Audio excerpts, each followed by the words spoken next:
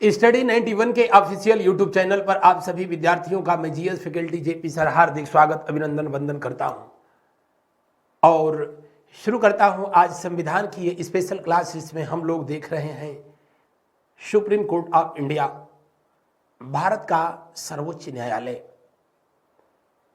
जैसा कि आप जानते हैं,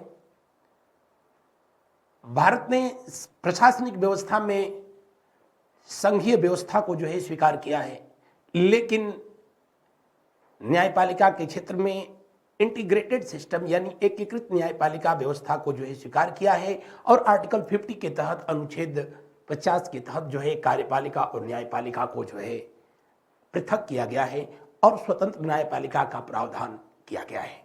शुरू करते हैं हम लोग आज के इस सेशन को, जिसमें कि कुछ विशेष तथ्यों को देखेंगे, जैसे संविधान के व्याख्याकार और संरक्षक की भूमिका सर्वोच्च न्यायालय को किस आर्टिकल के तहत दी गई है, या भारत के सर्वोच्च न्यायालय की स्थापना कब की गई, कहां की गई, किस अधिनियम के तहत की गई। संविधान की व्याख्या करने का मुख्य अधिकार सुप्रीम कोर्ट के अलावा अन्य किस न्यायालय को है, या फिर भारत में न्यायपालिका किस प्रकार की न्यायपालिका है, भारत में न्यायपालिका का स्वरूप कैसा है, या जनहित याचिका दायर करने की प्रथा दुनिया में सबसे पहले कब शुरू हुई, भारत में सबसे पहले किस मुख्य न्यायाधीश के द्वारा इसे शुरू किया गया, या फिर न्यायिक पुनर्विलोकन की व्यवस्था किस आर्टिकल के तहत दी गई है। इन तथ्यों को इस सेशन में हम लोग देखेंगे। आज का यह पहला सवाल आपके स्क्रीन के ऊपर, भारतीय संविधान के किस भाग में संघीय न्यायालय का उल्लेख किया गया है। संघीय न्यायालय का उल्लेख किस भाग में किया गया है, आपको फटाफट इस प्रश्न का आंसर करना है।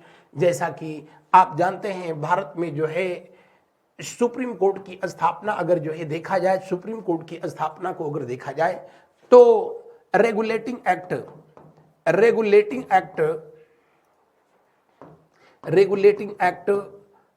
1773 के तहत कब कहां पर किया गया था, तो कोलकाता में किया गया था, तब उसको कलकत्ता कहा जाता था। और कब किया गया, तो 1774 में किया गया। यह भारत का पहला सर्वोच्च न्यायालय था, जो कि बंगाल का गवर्नर जनरल वारेन हेस्टिंग्स के कार्यकाल में कलकत्ता में स्थापित किया गया, रेगुलेटिंग एक्ट 1773 के तहत। लेकिन इंडियन रेगुलेटिंग एक्ट 1935 के तहत 1 अक्टूबर यानी 1 अक्टूबर 1937 को, कब 1937 को सुप्रीम कोर्ट की स्थापना कहां पर किया गया, तो आप कहेंगे दिल्ली में किया गया था। कहां पर, दिल्ली में। और उस समय भारत का वायसराय कौन था, तो लॉर्ड लिनलिथगो था। क्या था, लॉर्ड लिनलिथगो, जो कि सबसे लंबे समय तक भारत में वायसराय रहा था। इसी के कार्यकाल में दिल्ली में सुप्रीम कोर्ट की स्थापना हुई थी, जबकि वारेन हेस्टिंग्स के कार्यकाल में कार्यकाल में सुप्रीम कोर्ट की स्थापना हुई थी कलकत्ता में। वारेन हेस्टिंग्स को भारत में न्यायिक व्यवस्था का जन्मदाता कहा जाता है। भारतीय संविधान में सुप्रीम को ये संघीय न्यायपालिका का व्यवस्था किया गया है, वो किस में दिया गया है, किस आर्टिकल में दिया गया है, तो आप कहेंगे भाग 5 में दिया गया है। किसमें, भाग 5 में दिया गया है। भाग 2 में आप कहेंगे कि नागरिकता को दिया गया है, नागरिकता का उल्लेख किया गया है। भाग 3 में किसका उल्लेख किया गया है, तो भाग 3 में मौलिक अधिकारों का उल्लेख किया गया है। मौलिक अधिकारों का उल्लेख किया गया, मौलिक अधिकार, फंडामेंटल राइट। भाग 4 में डीपीएसपी है,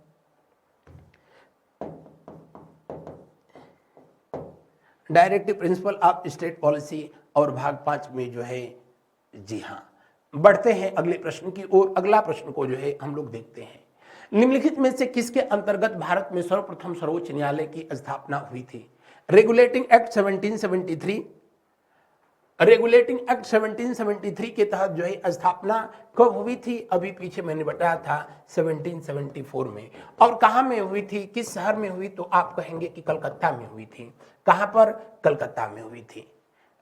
कलकत्ता में इसकी स्थापना की गई, जो कि वर्तमान जो सुप्रीम कोर्ट है उसकी स्थापना भारत सरकार अधिनियम 1935 के तहत 1 अक्टूबर 1937 को जो है, और कहाँ इसकी स्थापना हुई थी?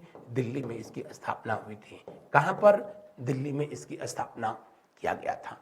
हालांकि 1937 में इसको इस्टेब्लिश किया गया तो यह एक फेडरल कोर्ट थी, न कि जो है सुप्रीम कोर्ट थी। दिए हुए प्रश्न में जो है कौन सा विकल्प सही होगा? दिए हुए प्रश्न में पहला विकल्प 1973, वेरी सॉरी, रेगुलेटिंग एक्ट 1773। अब उस हिसाब से जो है देखेंगे तो फिर ये सही है। अगर ये 1770 जो है 3 रहता तो पहला विकल्प जो है सही हो जाता। लेकिन भारत सरकार अधिनियम 1935 के तहत सर्वोच्च न्यायालय की स्थापना दिल्ली में हुई थी। आज़ादी के बाद जो है इसकी स्थापना सुप्रीम कोर्ट के रूप में इसकी स्थापना जो है किया गया था। कब? तो आप कहेंगे 28 जनवरी 1950 को किया गया। कहां पर किया गया? दिल्ली में किया गया। पहले ये एक फेडरल कोर्ट थी, इसी को जो है बाद में सुप्रीम कोर्ट के रूप में जो है कन्वर्ट कर दिया गया था। बढ़ते हैं अगले प्रश्न की ओर। अगला प्रश्न को जो है हम लोग देखते हैं। प्रश्न संख्या 3, मूल रूप से संविधान में सर्वोच्च न्यायालय में कुल न्यायाधीशों के अतिरिक्त कितने न्यायाधीशों की व्यवस्था थी? जो मूल संविधान था, मूल संविधान में सुप्रीम कोर्ट में कुल कितने न्यायाधीश थे? तो एक चीफ जस्टिस ऑफ इंडिया थे और दूसरे जो है अन्य जो है 7 न्यायाधीश थे, यानी 1+7 का जो है कॉन्सेप्ट था। लेकिन आजादी के बाद सबसे पहले जो है 7th कॉन्स्टिट्यूशन अमेंडमेंट 1956 में न्यायाधीशों की संख्या बढ़ाई गई। 7वां संविधान संशोधन 1956 के तहत न्यायाधीशों की संख्या बढ़ाई गई और इसको बढ़ा करके जो है 7 से कितना कर दिया गया? तो आप कहेंगे 7 से इसको बढ़ा करके जो है कितना किया गया? तो 10 कर दिया गया था। 7 से इसको कितना कर दिया गया? 10 कर दिया गया। और उसके बाद पार्लियामेंट के द्वारा, संसद के द्वारा समय समय पर न्यायाधीशों की संख्या को जो है बढ़ाया गया। वर्तमान समय में सुप्रीम कोर्ट में अगर जो है पूछा जाए तो सुप्रीम कोर्ट में 1+33 वाला कॉन्सेप्ट है, यानी एक चीफ जस्टिस और 33 जो है कुल अन्य न्यायाधीश हैं, यानी एक मुख्य न्यायाधीश और 33 अन्य न्यायाधीश हैं। सुप्रीम कोर्ट में जजों की संख्या को घटाने बढ़ाने का जो है अधिकार हमारी पार्लियामेंट को, संसद को प्राप्त है। जजों की संख्या को कभी भी 7 से कम जो है संसद नहीं कर सकती है, बढ़ाकर चाहे जितना कर दें। न्यायाधीशों की संख्या हमेशा एक रही है, मुख्य न्यायाधीश की संख्या मूल संविधान में भी एक ही थी, आगे भी एक ही है और एक ही रहेगी। न्यायाधीशों की संख्या को ही पार्लियामेंट के द्वारा कम या अधिक किया जा सकता है। कम कितना भी किया जाए तो 7 से कम नहीं किया जाएगा, यानी मूल संविधान में जो प्रावधान था उसको जो है कभी क्रॉस नहीं किया जाएगा। दिए हुए प्रश्न के अनुसार कौन सा विकल्प सही है? दूसरा विकल्प जो है सही है। कौन सा दूसरा विकल्प सही है? कह रहा है कि कुल न्यायाधीशों के अतिरिक्त, कुल न्यायाधीश नहीं होना चाहिए था ये शब्द, ये मुख्य न्यायाधीश होना चाहिए था। मुख्य न्यायाधीश के अतिरिक्त कितने न्यायाधीशों की व्यवस्था थी? 7 न्यायाधीशों की व्यवस्था थी। अगला प्रश्न, उच्चतम न्यायालय के न्यायाधीशों की संख्या में वृद्धि करने की शक्ति किसको प्रदान की गई है? संसद को प्रदान की गई है। किसको? हमारी पार्लियामेंट को जो है प्रदान की गई है। और उच्चतम न्यायालय के न्यायाधीशों की ही संख्या में वृद्धि हो सकती है, मुख्य न्यायाधीश की संख्या में वृद्धि नहीं हो सकती। मूल संविधान में भी वो एक था, अभी भी एक ही व्यक्ति है और आगे एक ही रहेगा। न्यायाधीशों की संख्या में वृद्धि भी किया जा सकता है, कमी भी किया जा सकता है, लेकिन 7 से जो है कम कभी नहीं किए जा सकते। अगला क्वेश्चन को देखिए, सर्वोच्च न्यायालय के न्यायाधीशों की कौन सी अर्हता होनी चाहिए? फटाफट बताएं।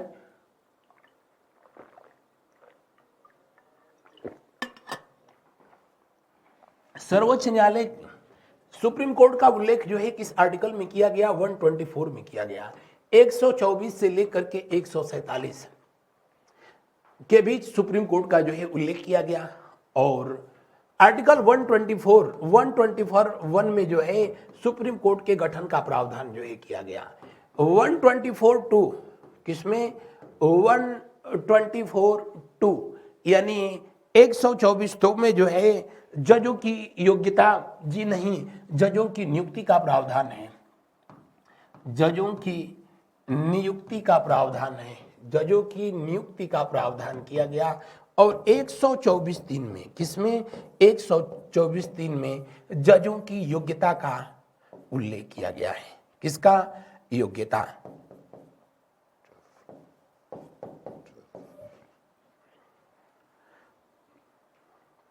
124(1) में लिखा गया कि जो है सुप्रीम कोर्ट का गठन किया जाएगा, जिसमें एक चीफ जस्टिस ऑफ इंडिया होंगे और 7 जो है 7 अन्य जो है न्यायाधीश होंगे। ये गठन का प्रावधान है और इनकी नियुक्ति राष्ट्रपति के द्वारा जो है किया जाएगा। ये आर्टिकल किस में लिखा गया, 124(2) सेक्शन में लिखा गया। और इनकी योग्यता क्या होनी चाहिए उसका उल्लेख जो है इनमें किया गया। अब कह रहा है कि इनकी क्या योग्यता होनी चाहिए, क्वालिफिकेशन क्या होनी चाहिए, वह किसी एक या अधिक उच्च न्यायालयों में लगातार कम से कम 5 वर्ष तक न्यायाधीश के रूप में काम कर चुका हो। ये भी सही है। वह किसी एक या एक से अधिक उच्च न्यायालय में लगातार 10 वर्षों तक अधिवक्ता के रूप में रहा हो, या तो उसके अंदर जो है उसके पास ये योग्यता है, या राष्ट्रपति के नजरों में वह एक पारंगत विधिवेत्ता हो। तो उपयुक्त में से कोई नहीं, उपरोक्त सभी कह रहा है कौन सी अर्हता होनी चाहिए, वह एक पारंगत विधिवेत्ता हो। किसके नजरों में, राष्ट्रपति के जो है नजरों में। तो इसको आधा अधूरा लिखा है, वह एक पारंगत विधिवेत्ता होना चाहिए, जबकि हकीकत में संविधान में ये उल्लेख किया गया है कि नहीं, राष्ट्रपति के नजरों में उसको जो है पारंगत विधिवेत्ता होना चाहिए। इसलिए जो है दूसरा विकल्प, ये सी विकल्प जो है सही नहीं होगा। तीसरा, वह किसी एक या एक से अधिक न्यायालयों में लगातार 10 वर्षों तक अधिवक्ता रहा हो। ये भी सही है बिल्कुल। और एक से अधिक उच्च न्यायालयों में लगातार कम से कम 5 वर्ष तक न्यायाधीश की जो है भूमिका में रहा हो। ये कुछ प्रश्न में जो विकल्प दिए गए हैं ये इधर के उधर जो है दिए गए हैं, यानी इनमें से जो है होना चाहिए था अर्हता नहीं होनी चाहिए, या फिर जो है ये विकल्प यहाँ पर होना चाहिए था, राष्ट्रपति शब्द का जो है उल्लेख किया जाता, राष्ट्रपति शब्द का जो है यहाँ पर उल्लेख किया जाता प्रेसिडेंट का, कि प्रेसिडेंट के जो है नजरों में वह एक पारंगत विधिवेत्ता हो। और इस प्रश्न में उपरोक्त सभी सही होगा, उपरोक्त सभी। बढ़ते हैं अगले प्रश्न की ओर। अगला प्रश्न को जो है देखते हैं। सर्वोच्च न्यायालय में न्यायाधीश होने के लिए वह भारत का नागरिक हो। दूसरा, भारत के जो है विभिन्न उच्च न्यायालयों में कम से कम उसने 5 वर्ष तक न्यायाधीश की भूमिका में रहा हो, या 10 वर्ष तक वकालत किया हो, अथवा राष्ट्रपति के नजरों में वह एक पारंगत विधिवेत्ता हो। हालांकि तीसरे और अंतिम जो योग्यता है उसके आधार पर आज तक किसी भी जो है न्यायाधीश की नियुक्ति की नहीं गई है। इस तरीके से इन आधारों पर राष्ट्रपति के द्वारा जो है न्यायाधीश की नियुक्ति किया जा सकता है। अगला प्रश्न को जो है देखते हैं। भारत के कार्यवाहक मुख्य न्यायाधीश की नियुक्ति कौन करता है? कार्यवाहक मुख्य न्यायाधीश की जो है नियुक्ति कौन करता है? Acting chief justice of India. कौन? Acting chief justice of India. किस आर्टिकल के तहत जो है इनकी नियुक्ति की जाती है? तो आप कहेंगे कि इनकी नियुक्ति आर्टिकल 126 के तहत जो है की जाती है।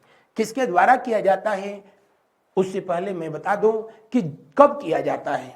जब भारत का मुख्य न्यायाधीश चीफ जस्टिस ऑफ इंडिया या तो अनुपस्थित हो, या तो इस प्रकार से अस्वस्थ हो कि अपने कार्य को ठीक से अंजाम न दे सकता हो, या यूं कहने कि जब चीफ जस्टिस ऑफ इंडिया का पद खाली हो तो ऐसे कंडीशन में राष्ट्रपति के द्वारा कार्यवाहक मुख्य न्यायाधीश यानी acting chief justice of India की नियुक्ति की जाती है। किसके द्वारा? राष्ट्रपति के द्वारा।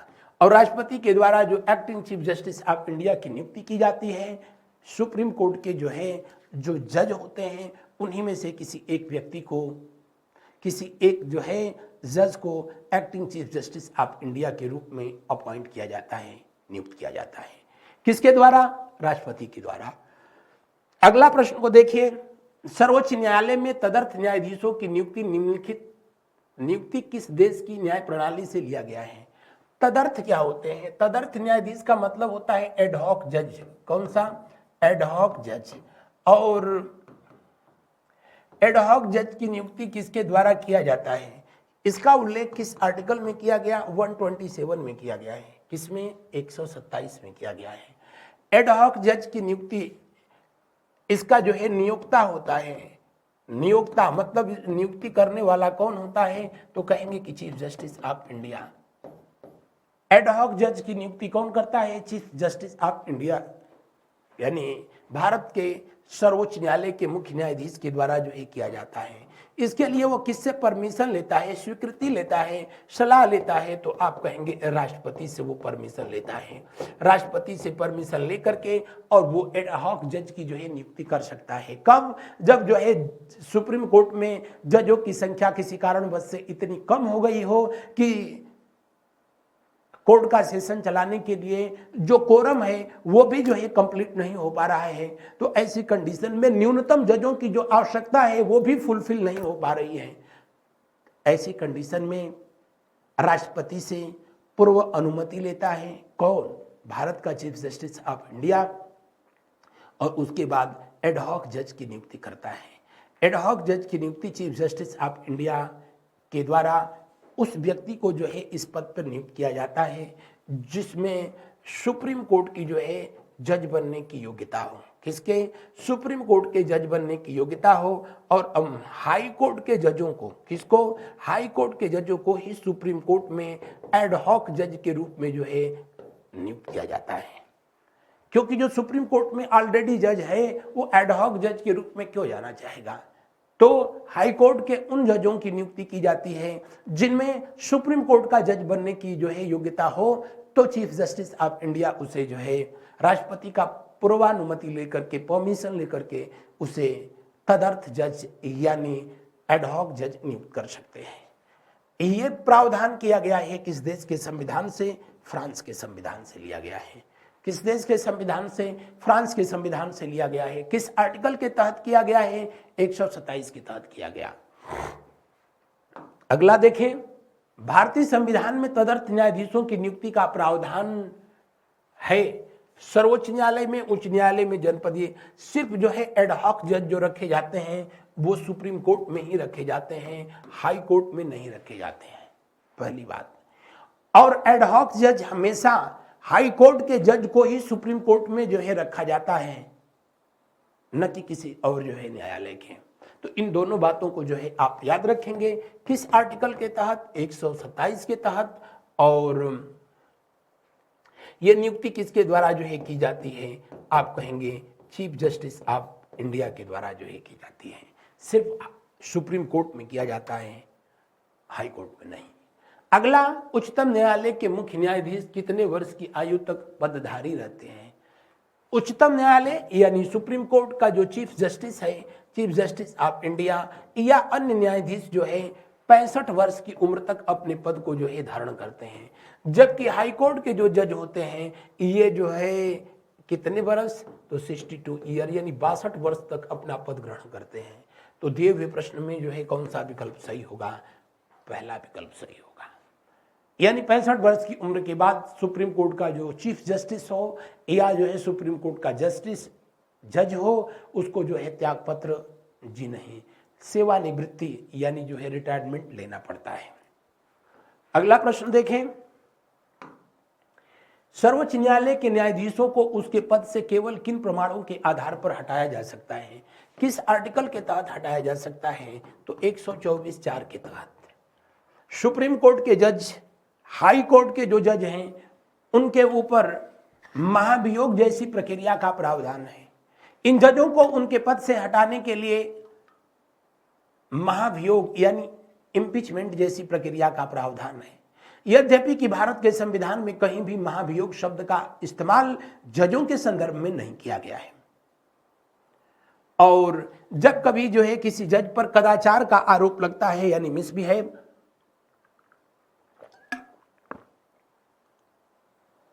या इनकैपेबिलिटीज यानी जो है असमर्थता, कार्य करने में असमर्थ हो, इसका आरोप लगाया जाता है, तो उन दोनों स्थितियों में आर्टिकल 124 सेक्शन 4 के तहत इसके खिलाफ जो है महाभियोग जैसी प्रक्रिया, कौन सी, महाभियोग जैसी प्रक्रिया का प्रावधान किया गया है। हालांकि महाभियोग शब्द जो है लिखा नहीं गया है, और किसी भी जज के खिलाफ जो है जब हमारी संसद में, हमारी पार्लियामेंट में जब महाभियोग लाया जाता है, तो आप सबको पता है कि हमारी संसद किससे मिलकर के बनी है, तो लोकसभा, राज्यसभा और राष्ट्रपति से मिलकर के बनी है। लोकसभा, राज्यसभा और राष्ट्रपति से मिलकर के बनी है। तो किसी भी जज के खिलाफ जब महाभियोग लाया जाता है तो या तो वो लोकसभा में लाया जाएगा और नहीं तो कहां पर लाया जाएगा, राज्यसभा में लाया जाएगा। जब लोकसभा में लाया जाएगा तो जो है इस प्रस्ताव पर 100 सांसदों का हस्ताक्षर होना चाहिए। जब राज्यसभा में लाया जाएगा तो इस प्रस्ताव पर जो है 50 सांसदों का हस्ताक्षर होना चाहिए। उसके बाद लोकसभा का जो स्पीकर होता है, स्पीकर यह तय करेगा कि इस प्रस्ताव को पार्लियामेंट में, लोकसभा में जो है प्रस्तुत किया जाए या न किया जाए। वही स्थिति यहां पर जो है डिप्टी प्रेसिडेंट की होती है या राज्यसभा के सभापति की होती है। ये चाहे तो उसके बावजूद भी 50 सांसदों के सिग्नेचर होने के बावजूद भी इसको रिजेक्ट कर दें, वही स्थिति यहां पर भी होती है। लेकिन अगर लोकसभा का अध्यक्ष या जो है राज्यसभा का सभापति उसको स्वीकार कर लेता है, तब एक जो है जांच समिति बनाई जाती है। कौन सी जांच समिति बनाई जाती है? इन्वेस्टिगेशन कमेटी बनाई जाती है। जो जांच समिति बनाई जाती है उसमें chief justice of high court, Bharat के किसी भी उच्च न्यायालय का एक चीफ जस्टिस होता है उस कमेटी में। फिर जो है उच्च न्यायालय, सर्वोच्च न्यायालय यानी जो है सुप्रीम कोर्ट का जो है एक जज होता है, और एक अन्य व्यक्ति होता है जिसको संविधान से संबंधित तथ्यों का विशेष ज्ञान होता है। इन 3 लोगों की जो है कमेटी जो बनाई जाती है, ये कमेटी जांच करके और इस रिपोर्ट को अगर जो है सही पाई गई, तब जो है लोकसभा में या फिर राज्यसभा में जहां कहीं भी है ये प्रस्ताव रखा जाएगा और उस पर चर्चा किया जाएगा। इन बिटवीन जज को पूरा जो है अधिकार होता है कि अपना पक्ष वह स्वयं जो है संसद में उपस्थित होकर के रखे, या अपने वकील को या अपने अधिकृत किसी व्यक्ति को इस कार्य की जिम्मेदारी दे सकता है।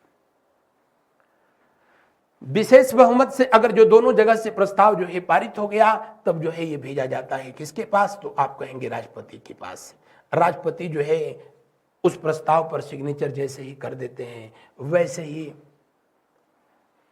उस जज को जिसके खिलाफ प्रस्ताव लाया गया है उसको पद से हटा दिया जाता है, यानी उसे पद से हटाने का फरमान राष्ट्रपति के द्वारा जारी कर दिया जाता है। महाभियोग राष्ट्रपति पर लाया जाता है, और ये प्रक्रिया हम लोगों ने किस देश के संविधान से लिया है, अमेरिका के संविधान से लिया है। अगला, सर्वोच्च न्यायालय के न्यायाधीश को कदाचार और असमर्थता के प्रमाणित आधारों पर संसद के किस महाभियोग का प्रस्ताव पारित कर सकती है। कह रहा है कि सर्वोच्च न्यायालय के न्यायाधीश को कदाचार और असमर्थता यानी मिसबिहेव और इनकैपेबिलिटी के प्रमाणित आधारों पर संसद किस तरह महाभियोग का प्रस्ताव पारित कर सकती है। संसद के दोनों सदन अलग अलग अपने कुल सदस्यों के बहुमत प्रस्ताव द्वारा, दूसरा पॉइंट कर रहा है कि संसद के दोनों सदन अलग अलग अपने कुल उपस्थित सदस्यों के बहुमत के द्वारा, तीसरा कह रहा है संसद के दोनों सदनों द्वारा अलग अलग अपनी कुल संख्या का बहुमत और उपस्थित और मतदान करने वालों का 2/3 यानी विशेष बहुमत से ये प्रस्ताव को दोनों सदनों से पास करना अनिवार्य होता है, और तब महाभियोग की प्रक्रिया को पूरा माना जाता है। इस बात का जो है ध्यान रखेंगे, राष्ट्रपति पर सुप्रीम कोर्ट के जज या हाई कोर्ट के जो जज होते हैं उनके खिलाफ महाभियोग 124(4) में दिए प्रावधानों के अनुसार किया जाता है। अगला, भारत के कार्यवाहक न्यायाधीश की नियुक्ति कौन करता है। कार्यवाहक मुख्य न्यायाधीश एक होता है, ध्यान रखेंगे, acting chief justice of India. Acting chief justice of India, कार्यवाहक मुख्य न्यायाधीश, कार्यवाहक मुख्य न्यायाधीश, मुख्य न्यायाधीश, और इसकी नियुक्ति जो है 127 के आधार पर की जाती है। किसके आधार पर? 127 के आधार पर किया जाता है। और किसके द्वारा किया जाता है? अगर जो है ये आपसे पूछा जाए कि कार्यवाहक मुख्य न्यायाधीश की जो है नियुक्ति कौन करता है, तो राष्ट्रपति करता है। क्यों करता है उसके बारे में पूरी कथा मैंने जस्ट अभी जो है पीछे बताया था। लेकिन कार्यवाहक न्यायाधीश की नियुक्ति जो है, कार्यवाहक न्यायाधीश की नियुक्ति आर्टिकल 128 के अनुसार, 128 के अनुसार कौन करता है? तो चीफ जस्टिस ऑफ इंडिया करता है। कार्यवाहक जज, या कहीं कहीं ये लिखा होगा सेवानिवृत्त जज। दरअसल होता यूं है कि जब सुप्रीम कोर्ट में बहुत ज्यादा जो है वर्क प्रेशर होता है, बहुत ज्यादा वर्कलोड होता है, तो उसको ध्यान में रखते हुए चीफ जस्टिस ऑफ इंडिया के द्वारा सुप्रीम कोर्ट के किसी रिटायर्ड जज से या हाई कोर्ट के किसी ऐसे जज से जो कि सेवानिवृत्त हो चुका है, रिटायर्ड हो चुका है, लेकिन सुप्रीम कोर्ट में जज बनने की योग्यता अगर वो रखता है, तो उससे निवेदन किया जाएगा कि आप अपनी सेवाएं जो है सुप्रीम कोर्ट को प्रदान करें। राष्ट्रपति से परमिशन लेकर के और उसे जो है एक्टिंग जज के रूप में अपॉइंट करेगा। कौन? Chief justice of India. इसका उल्लेख किस आर्टिकल में किया गया? 128 में किया गया। तो दिए हुए प्रश्न में जो है कौन सा विकल्प जो है सही होगा? पहला विकल्प सही होगा। कार्यवाहक मुख्य न्यायाधीश की नियुक्ति राष्ट्रपति करता है। कार्यवाहक राष्ट्रपति की नियुक्ति, कार्यवाहक न्यायाधीश की नियुक्ति भारत का मुख्य न्यायाधीश करता है। लेकिन किससे जो है पूर्वानुमति लेता है? परमिशन किससे लेता है? राष्ट्रपति से लेता है। और उसी व्यक्ति को जो है कार्यवाहक जज बनाया जा सकता है जिसमें सुप्रीम कोर्ट का या तो वो रिटायर्ड जज रहा हो, और नहीं अगर हाई कोर्ट का रिटायर्ड जज हो तो उसमें सुप्रीम कोर्ट के जज बनने की योग्यता होनी चाहिए। अगला प्रश्न को देखिए, सर्वोच्च न्यायालय में अपर न्यायाधीशों की नियुक्ति किस देश के न्याय प्रणाली से प्रेरित है?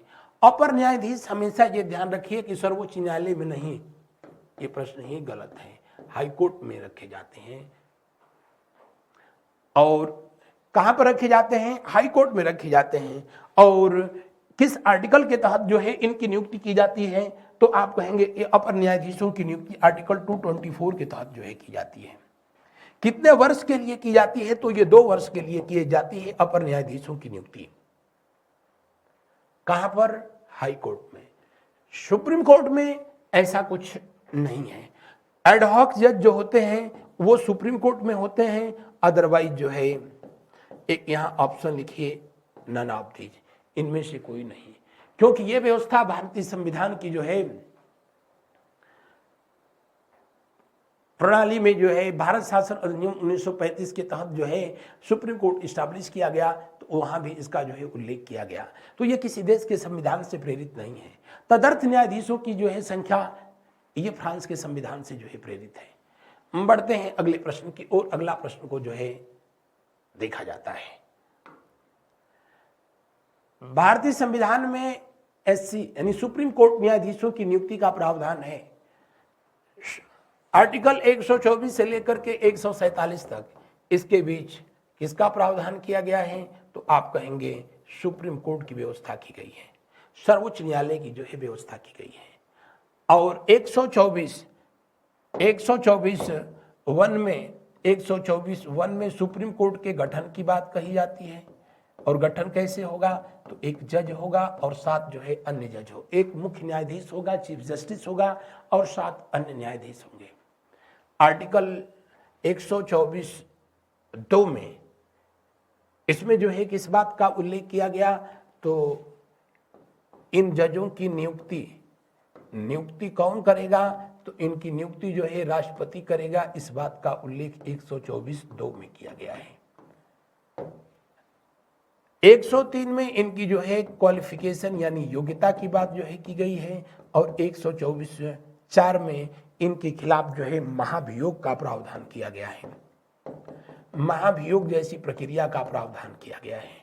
तो दिए हुए प्रश्न में कह रहा है कि नियुक्ति का प्रावधान किसमें है? तो 124(2) में है। सुप्रीम कोर्ट में न्यायाधीशों की नियुक्ति प्रेसिडेंट के द्वारा जो है किया जाता है। किसके सलाह पर किया जाता है? चीफ जस्टिस ऑफ इंडिया की सलाह पर किया जाता है। और चीफ जस्टिस ऑफ इंडिया किसी भी जो है सुप्रीम कोर्ट के जज की नियुक्ति के लिए 4 वरिष्ठतम जजों की जो है एक पैनल से पहले सलाह लेकर के और तब जो है राष्ट्रपति को प्रेषित करता है, राष्ट्रपति को फॉरवर्ड करता है और राष्ट्रपति तब जो है उसका अपॉइंटमेंट करता है। अगला प्रश्न को देखिए, नेक्स्ट क्वेश्चन को हम लोग देखते हैं। उच्चतम न्यायालय के मुख्य न्यायाधीश कितने वर्ष की आयु में पद ग्रहण करते हैं? मुख्य न्यायाधीश कितने वर्ष की आयु में पद ग्रहण करते हैं? जी नहीं, इनके पद ग्रहण करने का जो है कोई व्यवस्था ये नहीं है कि इतने वर्ष की आयु में इनको पद ग्रहण करना चाहिए, लेकिन 65 वर्ष की आयु तक ये पद ग्रहण करते हैं, इसका उल्लेख है।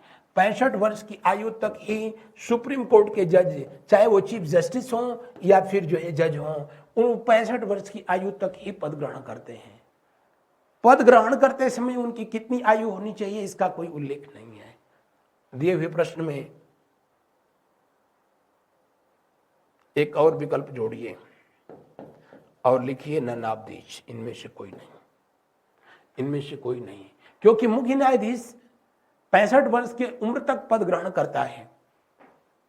अन्य न्यायाधीश भी 65 वर्ष की उम्र तक ही पद ग्रहण करते हैं, लेकिन अपॉइंटमेंट के समय, नियुक्ति के समय उनमें उनकी उम्र कितनी होनी चाहिए इसका कोई उल्लेख नहीं है। जैसे राष्ट्रपति का जब चुनाव होता है तो राष्ट्रपति बनने वाले व्यक्ति की उम्र जो है उस समय कितनी होनी चाहिए? 35 वर्ष जो है होनी चाहिए, लेकिन अधिकतम एज का कोई जो है उल्लेख नहीं किया गया। यहां पर अधिकतम एज उनकी जो है बताई गई, लेकिन न्यूनतम का कोई उल्लेख नहीं किया गया। अगला प्रश्न को देखते हैं। हाई कोर्ट के जो जज, ये सुप्रीम कोर्ट के जज हैं, और हाई कोर्ट के जो जज हैं वो 62 वर्ष की आयु तक जो है पद ग्रहण करते हैं। कितना? 62 ईयर तक। अगला प्रश्न देखिए। उच्च न्यायालय के न्यायाधीशों को उसके पद से केवल किन प्रमाणित आधारों पर हटाया जा सकता है? चाहे सुप्रीम कोर्ट का जो है न्यायाधीश हो, चाहे हाई कोर्ट का न्यायाधीश हो, सबको हटाने के लिए 124(4) में दिए गए प्रावधान के तहत ही जो है इन पर कार्रवाई की जाती है, और इनको भी कदाचार और असमर्थता यानी मिसबिहेव और इनकैपेबिलिटी के आधार पर ही इनके पद से हटाया जा सकता है। दिए हुए प्रश्न में कौन सा विकल्प सही है?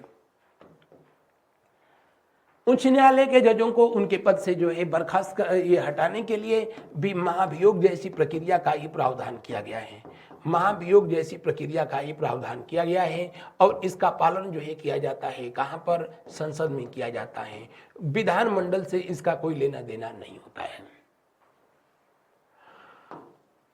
अगला प्रश्न। सर्वोच्च न्यायालय के किस न्यायाधीश के विरुद्ध 11 मई 1993 को लोकसभा में लाया गया महाभियोग प्रस्ताव असफल रहा? भारत में सबसे पहले किसी न्यायाधीश के खिलाफ लाया गया महाभियोग जो था वो 1991 में सबसे पहले जो है लाया गया था। किसके खिलाफ? तो जो है वी रामास्वामी के खिलाफ लाया गया। वी रामास्वामी जो कि चंडीगढ़ में जो है मुख्य न्यायाधीश के पद पर रहते हुए इनके ऊपर कुछ जो है वित्तीय अनियमितता का जो है आरोप लगाया गया, रिश्वत लेकर के जो है न्याय देने का आरोप लगाया, और ये सही भी पाया गया। इनके खिलाफ 11 मई 1993 को जब लोकसभा में महाभियोग लाया गया तो उस समय की तत्कालीन कांग्रेस सरकार ने जो है वॉकआउट किया, और इस तरीके से इन पर आरोप सही होते हुए भी महाभियोग की प्रक्रिया पूरा नहीं की जा सकी, क्योंकि तत्कालीन पीवी नरसिम्हा राव की सरकार, क्लियर मेजॉरिटी की सरकार, और उनके सांसद जो है मतदान में हिस्सा लिए ही नहीं, तो इसलिए ये विशेष बहुमत से प्रस्ताव पारित नहीं हुआ। यानी उस भ्रष्ट न्यायाधीश का तब की तत्कालीन नरसिम्हा राव की सरकार ने मदद की, और इस तरीके से वो प्रस्ताव समाप्त हो गया। और बड़ा विचित्र नियम है, आपको नौकरी मिलती है, नौकरी करते हुए आप अपने पद पर किसी जो है करप्शन में लिप्त हो जाते हैं, रिटायर्ड होने के बावजूद भी आपके खिलाफ जो है कार्रवाई की जा सकती है, आपको जेल हो सकती है।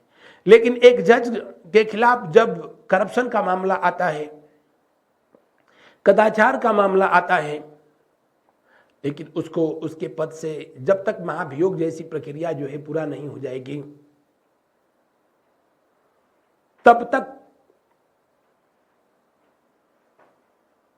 उसके खिलाफ कोई एक्शन नहीं लिया जाएगा। इन बिटवीन अगर वो त्याग पत्र दे देता है, रिजाइन दे देता है, तब भी जो है अब फिर उस पर किसी तरीके का कोई एक्शन नहीं लिया जाएगा। सौमित्र सेन 2011 में थे। सौमित्र सेन ये कलकत्ता हाई कोर्ट के जो है जज थे। कलकत्ता हाई कोर्ट के जो है ये जज थे। इसके अलावा पीडी दिनाकरन ये भारत के ऐसे 3 लोग हैं जिनके खिलाफ जो है अब तक महाभियोग लाया गया। ये सिक्किम, कहाँ के? सिक्किम हाई कोर्ट के जो है जज थे। इनके खिलाफ भी महाभियोग लाया गया लेकिन वो पास नहीं हो पाया। और सौमित्र सेन के कलकत्ता में जो है लाया गया था, लेकिन कलकत्ता हाई कोर्ट के जज सौमित्र सेन के खिलाफ भी लाया गया, लेकिन ये भी महाभियोग की प्रक्रिया कंप्लीट नहीं हो पाई। अगला प्रश्न, सर्वोच्च न्यायालय के मुख्य न्यायाधीश को प्रतिमाह कितना वेतन मिलता है? आर्टिकल 125 में, किसमें? 125 में सुप्रीम कोर्ट के जितने भी जो है जज हैं उनके जो है वेतन और पेंशन का जो है प्रावधान किया गया है। अपने जो है रिटायरमेंट के अंतिम महीने में जितना जो है उनको वेतन मिलेगा उसी का आधा जो है उनको पेंशन मिलेगी। और इस समय सुप्रीम कोर्ट के मुख्य न्यायाधीश को जो वेतन मिलता है 2,80,000 मिलता है, जबकि अन्य न्यायाधीश हैं उनको जो है कितना मिलता है? 2,50,000। तो दिए हुए प्रश्न में कौन सा विकल्प सही होगा? चूंकि यहाँ पर चीफ जस्टिस का पूछ रहा है इसलिए तीसरा विकल्प जो है सही होगा। सेवानिवृत्ति के पश्चात सर्वोच्च न्यायालय के न्यायाधीश वकालत कर सकते हैं? बिल्कुल नहीं, किसी भी न्यायालय में वकालत नहीं कर सकते हैं। किसी भी न्यायालय में सर्वोच्च न्यायालय के न्यायाधीश वकालत नहीं कर सकते। सर्वोच्च न्यायालय में न्यायिक कामकाज के लिए किस भाषा का प्रयोग किया जाता है? सिर्फ और सिर्फ जो है अंग्रेजी भाषा का प्रयोग किया जाता है सुप्रीम कोर्ट में। अगला प्रश्न, भारत में न्यायपालिका बिल्कुल स्वतंत्र न्यायपालिका है। भारत में स्वतंत्र न्यायपालिका है और स्वतंत्र न्यायपालिका के शीर्ष पर सुप्रीम कोर्ट है, जबकि जो है उसके बाद हाई कोर्ट होती हैं। भारत में कुल 25 हाई कोर्ट हैं और उसके बाद जो है फिर कौन सी होती है? तो हर जिले में एक जो है डिस्ट्रिक्ट कोर्ट और उसके अंतर्गत अन्य जो है न्यायालय होते हैं। ये पूरी तरीके से बिल्कुल स्वतंत्र है। स्वतंत्र न्यायपालिका का प्रावधान हम लोगों ने यूएसए से जो है लिया है। अगला प्रश्न को देखिए, उच्चतम न्यायालय को परामर्शदात्री, उच्चतम न्यायालय को जो है एडवाइजरी बॉडी किस आर्टिकल के तहत जो है बनाया गया? 143 के तहत। और 143 के तहत जो है राष्ट्रपति किससे जो है सलाह लेता है? तो राष्ट्रपति जो है सुप्रीम कोर्ट के चीफ जस्टिस से जो है सलाह ले सकता है। चीफ जस्टिस ऑफ इंडिया इसे जो है 5 जजों की खंडपीठ के सामने जो है रखेंगे। 5 जजों की खंडपीठ, और ये 5 जजों की जो खंडपीठ होगी ये जो अपना सलाह देगी वही राष्ट्रपति को प्रेषित किया जाएगा।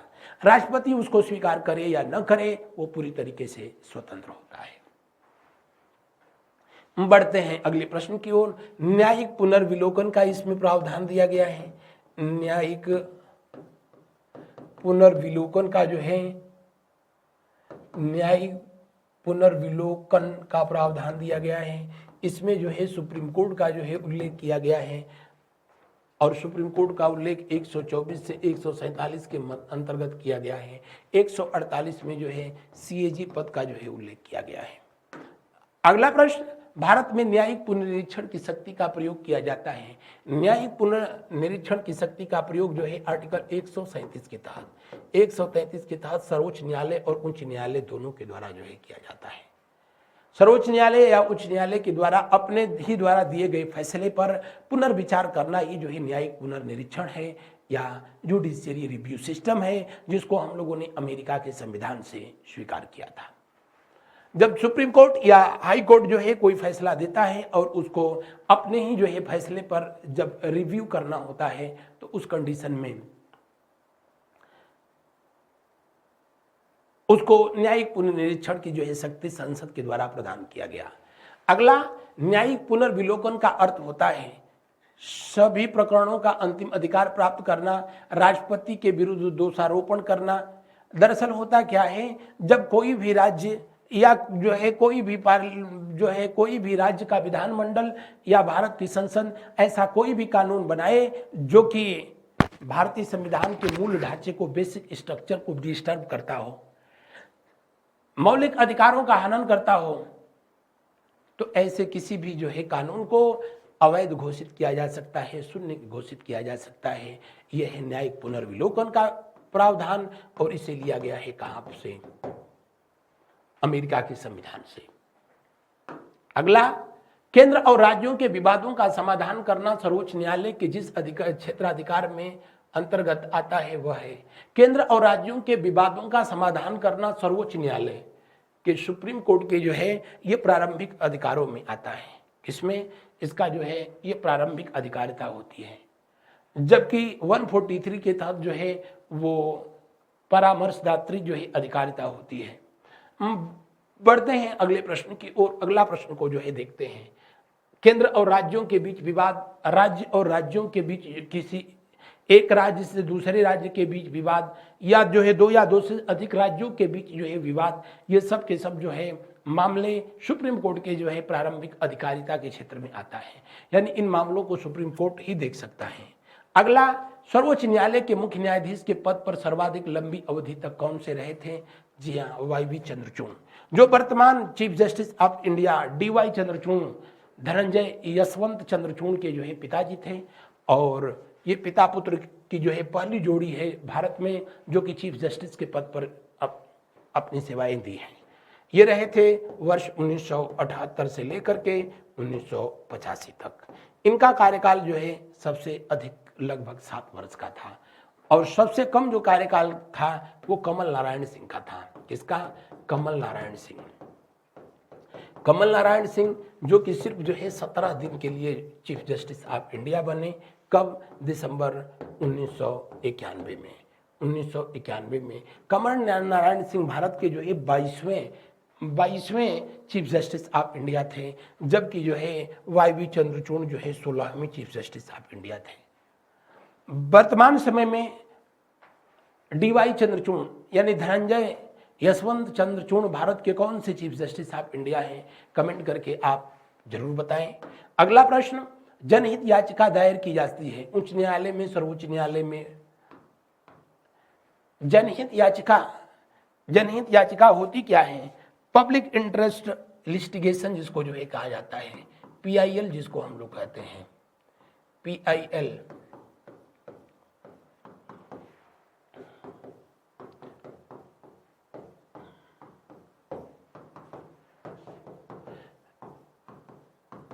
दुनिया में सबसे पहले जो है PIL यानी पब्लिक इंटरेस्ट लिटिगेशन का प्रावधान USA के संविधान में, USA के जो है न्यायिक प्रणाली में जो है लाई गई। भारत में सबसे पहले इसे PN किसके द्वारा? PN भगवती जो कि 1985 से लेकर के जो है 1986 तक भारत के जो है ये 17वें चीफ जस्टिस ऑफ इंडिया थे, और कृष्ण अय्यर और दूसरे जो है चीफ जस्टिस कृष्णा अय्यर के द्वारा जो है इसको व्यवहार में लाया गया। दरअसल इसके तहत प्रावधान किया गया है जनहित याचिका। PN भगवती के द्वारा जो है सुप्रीम कोर्ट की व्यवस्था में कुछ चेंजेस जो है किया गया। वरना पहले था कि सुप्रीम कोर्ट में जब कोई व्यक्ति या कोई संस्था, कोई अभियुक्त अपने मामले को जब लाता था तो सुप्रीम कोर्ट जो है उस पर अपना निर्णय देता था, अपना विचार प्रस्तुत करता था, अपना डिसीजन देता था।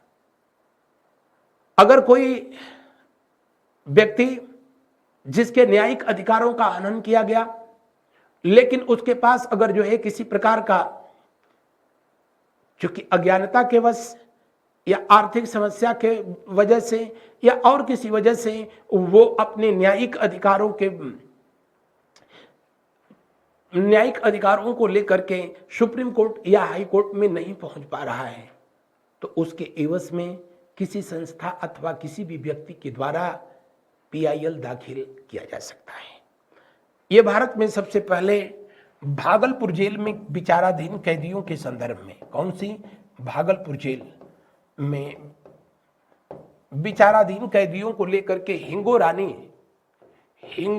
रानी नामक जो है ये न्यायाधीश थी, ये वकील थी, और इन्हीं के द्वारा जो है आर्टिकल 32 जिसमें संवैधानिक उपचारों का अधिकार का प्रावधान किया गया, जिसके तहत जेल में बंद विचाराधीन कैदियों के संदर्भ में PIL दाखिल किया गया, जनहित याचिका दायर किया गया कि जिनको इस तथ्यों का कोई नॉलेज नहीं है, कोई जो है जानकारी नहीं है, तो इसका मतलब ये नहीं कि न्याय पाना उनका अधिकार नहीं है, नहीं, उनका अधिकार है।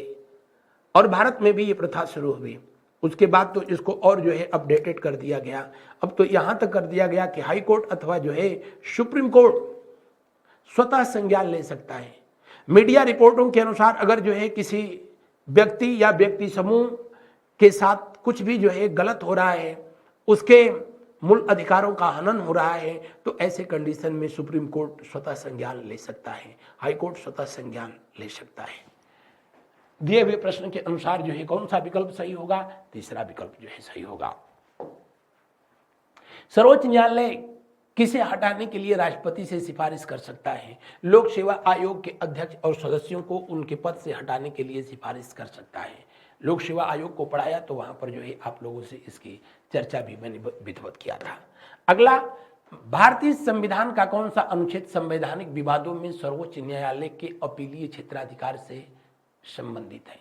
जैसा कि आप जानते हैं सर्वोच्च न्यायालय भारत का जो है सर्वोच्च अपीलीय न्यायालय है। सर्वोच्च अपीलीय न्यायालय का मतलब कि सुप्रीम कोर्ट, हाई कोर्ट में दिए गए जो है डिसीजन को अगर जो है अपील किया जा सकता है, कहीं उसको चैलेंज किया जा सकता है, तो सुप्रीम कोर्ट में। सुप्रीम कोर्ट के द्वारा दिया गया डिसीजन को भी अगर जो है चैलेंज किया जा सकता है, तो अब सुप्रीम कोर्ट में ही किया जा सकता है। सुप्रीम कोर्ट के अलावा जो है उसको और किसी जो है कोर्ट में नहीं ले जा सकता। ये भारत का जो है सर्वोच्च अपीलीय न्यायालय है, जो कि आर्टिकल 131 के अनुसार, 132 के अनुसार, 133 और 134 के अनुसार जो है सिविल मामले, आपराधिक मामले या वित्तीय मामलों को जो है देखता है। बढ़ते हैं अगले प्रश्न की ओर। अगला प्रश्न को जो है देखें, और ये शायद सेशन का अंतिम प्रश्न होगा। किस वाद में सर्वोच्च न्यायालय ने कहा था कि संसद को मूल अधिकारों में संशोधन करने की शक्ति प्राप्त है और वह संविधान के मूल ढांचे में संशोधन नहीं कर सकता है? संसद के मूल अधिकार, जैसा कि आप जानते हैं, फंडामेंटल राइट, जिसको कि हम लोगों ने अमेरिका के संविधान से लिया था, जिसको भाग 3 में, पार्ट 3 में जो है दिया गया, और मूल अधिकारों में परिवर्तन किया जा सकता है, लेकिन नकारात्मक नहीं। भारतीय संविधान के किसी भी हिस्से में संशोधन संसद कर सकती है, लेकिन जो बेसिक प्रिंसिपल है, जो मूल ढांचा है, उसमें परिवर्तन नहीं कर सकती। और ये मामला आया था केशवानंद भारतीवाद, 24 अप्रैल 1973। केशवानंद भारतीवाद, जो कि अब तक की जो है सबसे बड़ी खंडपीठ थी, और ये 13 जजों की खंडपीठ थी। कितने? 13 जजों की खंडपीठ के द्वारा जो है ये फैसला दिया गया, जब सीकरी महोदय उस समय की चीफ जस्टिस ऑफ इंडिया थे, जिसमें बताया गया कि प्रस्तावना भारतीय संविधान का अंग है। इससे पहले जो है बेरुवारीवाद में बताया गया था कि प्रस्तावना भारतीय संविधान का अंग नहीं है, लेकिन इसमें कहा गया कि प्रस्तावना भारतीय संविधान का अंग है।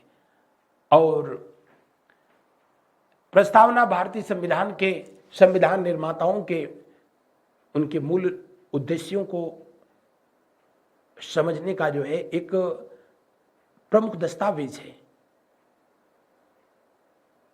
और संविधान के किसी भी हिस्से में अमेंडमेंट किया जा सकता, संशोधन किया जा सकता है, लेकिन उसके बेसिक स्ट्रक्चर को, उसके मूलभूत ढांचे को परिवर्तित नहीं किया जा सकता। केशवानंद भारती बनाम भारत संघ में जो है ये फैसला दिया गया। आज के सेशन में बस इतना। मिलते हैं हम लोग अगली क्लास में अगले टॉपिक के साथ। इन पुस्तकों को प्राप्त करने के लिए आप दिए हुए नंबरों पर कॉल करें। आज के सेशन में बस इतना ही। मिलते हैं हम लोग अगली क्लास में अगला टॉपिक हाई कोर्ट के साथ। Thank you so much. Good night to all of you. मेरे साथ बने रहने के लिए आप सबका धन्यवाद। शुभ रात्रि, शुभ रात्रि।